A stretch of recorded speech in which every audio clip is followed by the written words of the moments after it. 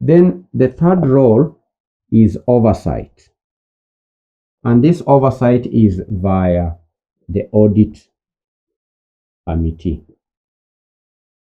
The audit committee is a subcommittee of the board.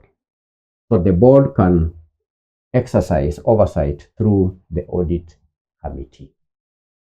The board usually delegates the heavy lifting of tracking to the audit committee. So the committee meets with action owners. Action owners are those that have been assigned the responsibility to implement the action plan. So the audit committee has to meet with these departmental heads to discuss progress and challenges. You understand? Yes. Meeting with action owners. Meeting. Oversight is done through meeting with the owners. Okay? Meeting with action owners. Meeting with action owners. Then this oversight is also done by or through challenging. The audit committee challenges the management, because it is the management that is tasked with the responsibility of ensuring that the findings are fixed.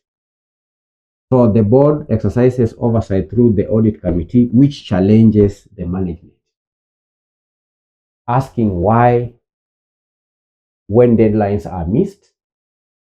That is challenging management, because action plans have deadlines. If the deadlines are not reached, then the audit committee can ask the management why the deadlines were missed, and the board must distinguish between legitimate delays and lack of effort, because failure to meet deadline could be just lack of effort. It could also be as a result of circumstances beyond the control of the management. Understand? Yes. Then this oversight again can be exercised through monitoring the compliance matrix. Monitoring the compliance matrix. Monitoring the compliance matrix. That means ensuring that the fixes are being mapped back to the legal and regulatory requirement identified in the audit.